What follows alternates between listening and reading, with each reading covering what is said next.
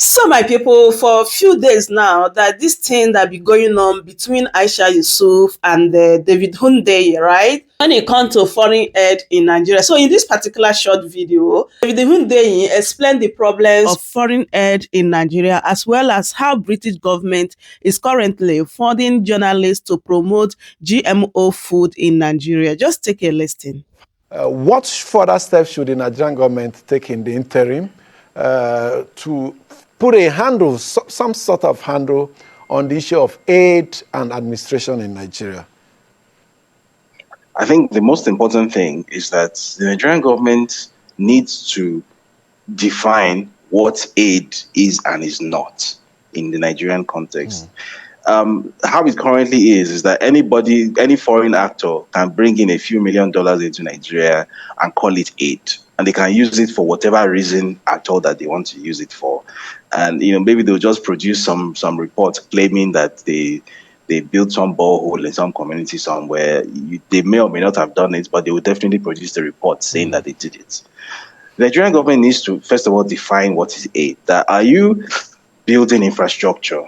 Are you providing support to communities? What is it exactly, specifically, that you are doing? It must be specific, it must be measurable, it must be accountable.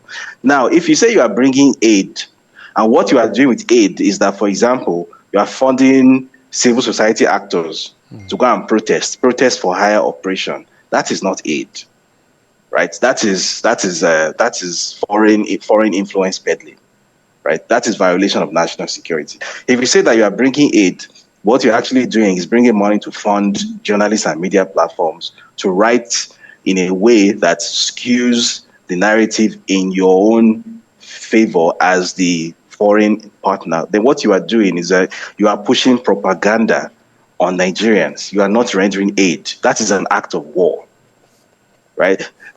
Currently, as we're speaking, there are several such projects like this, but I'm aware of one specific project right now where it's, as I'm made to understand, it's funded by the UK Foreign Commonwealth and Development Office, and it's working in partnership with BBC Media Action, which I'm sure you know BBC is a state-funded broadcaster in the UK, which also gets its funding from the FCDO. And what they're doing is they select 10 journalists from West Africa, right? Take them to Ghana, camp them for like a week, and brief them thoroughly, lodge them in a nice hotel, brief them thoroughly, give them talking points, give them a report that, okay, these are the people that we do not like, right? These are people that we will describe in a certain way. So we will say that so-and-so journalist is... They form narratives around a person? Exactly. So we'll say that so-and-so journalist or so-and-so politician, so-and-so social media influencer, so-and-so prominent person is Russian-backed or pro-Kremlin.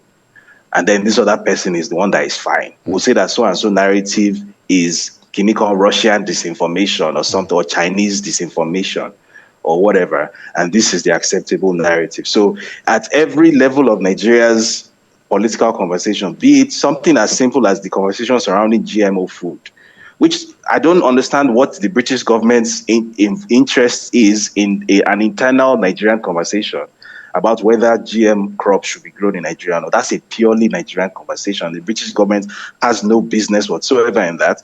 But the British government is funding Nigerian journalists to push out articles that are in favor of GMO food and then labeling anybody who says that we need to at least have some more conversations about this as, Russian disinformation or whatever. The British government is doing that as we speak. And this is not a voluntary thing. They are paying for these services. The British government is paying £1,000 a quarter to Nigerian journalists. Well, we hope this will be substantiated.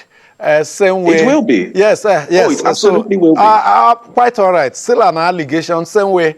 There is some allegations in the U.S., in the Trump camp, in the Elon Musk camp, that USAID funds got to BBC Action Media to paint them in bad light. Same allegation, and so they fly around. But let's come further back home now.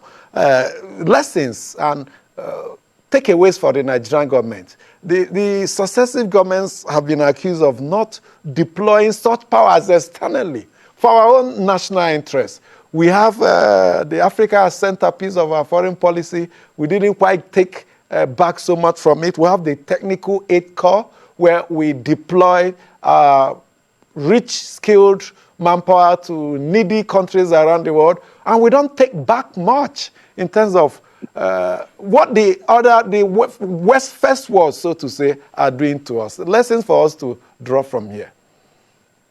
So first of all, it goes back to what I said earlier about the Nigerian government needing to define what is aid. In addition to defining what aid is, the Nigerian government also needs to understand why aid exists. The primary purpose of aid is not to help people. It's not to make the world a better place. The primary purpose of aid is to advance your national interests. So be it USAID, be it DFID, which is now FCDO, be it whatever, they are not, even if they're building boreholes or renovating schools, whatever it is they're doing, they're not doing it because their interest is to make the world a better place, is to help the needy. The point is to advance the interests of the funder. That is why aid exists. The Nigerian establishment doesn't understand it. So which is why Nigeria's own attempts at aid are basically Father Christmas. Because the Nigerian government thinks that aid is giveaway money. It's not giveaway. There is a quid pro quo. Nothing ever goes for nothing in the world that we live in.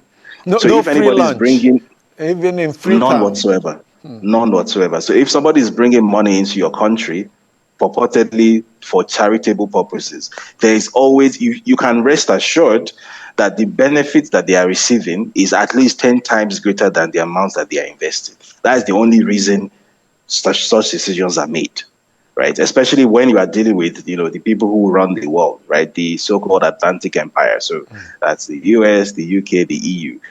That is how historically they have built their societies, and that is how they interact with the world, right? So the same people who are behind the so-called Bretton Woods financial institutions that have this brutally efficient way of interacting with you economically, where every one kobo of investment that they give you is going to yield $10 of return for them. Those are the same people that are supposedly giving you aid. They didn't suddenly go to church and change and decide that, okay, we're going to do a charitable giveaway. There's nothing charitable about it. So the Nigerian establishment needs to understand that aid always has strings attached. There is an implied quid pro quo. So if Nigeria itself is giving out aid, such as, for example, the tactical aid call that you mentioned, which it still funds, to the best of my knowledge. There must be something that Nigeria is getting back.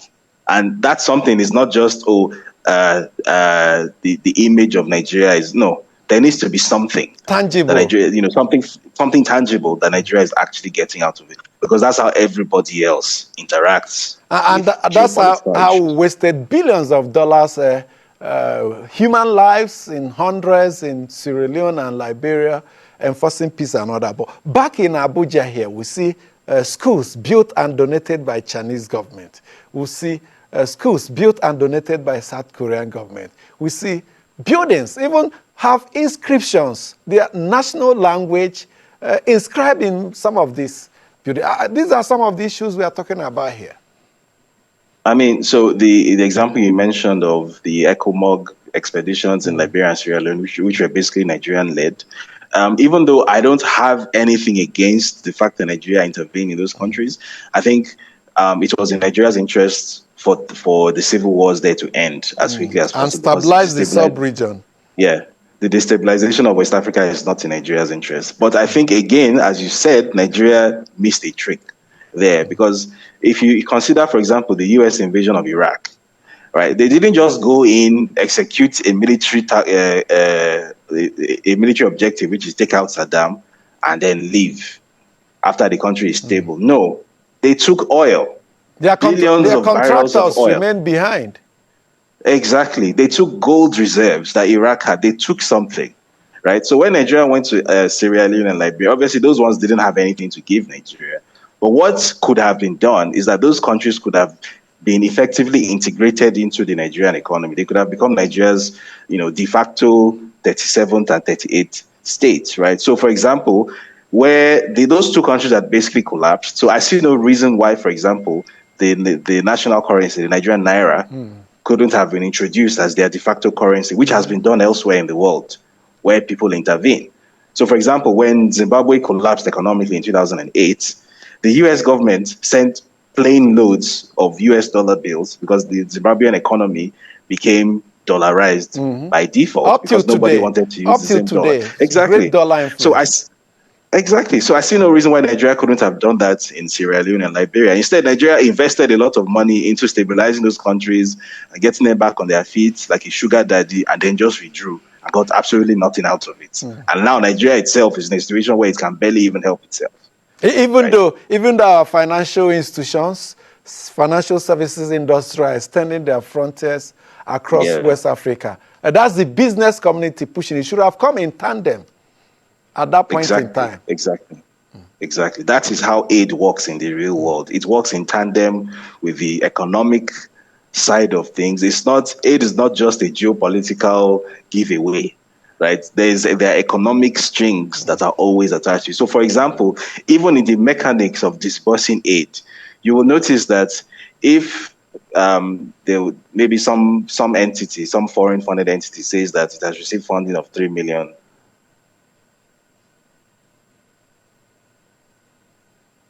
Contractors. Maybe it says it drills wells or something. Check the contractors. Most of them will be contractors from the country of origin, where the funding is coming from. Right. So in reality, the money that is coming from the US is not actually coming to Nigeria. It's staying in the US. It's circulating in the US, and the US government is using foreign aid to act as economic stimulus for its own economic community, for its own businesses there. So that's how Nigeria needs to look at, and not just Nigeria, that's how Africa needs to understand aid. That aid is very, very big business, and the only person who doesn't benefit in the entire value chain of aid is the end recipient. So my people, that is it. As I make I bring this update to you guys. I hope you guys had everything David Hundeyin said concerning the problem with foreign aid in Nigeria. So I don't know what you think. I would love you guys to leave your thoughts in the comment section as always. Share the video and give this video a thumbs up. Thank you so much everyone for watching. Goodbye for now.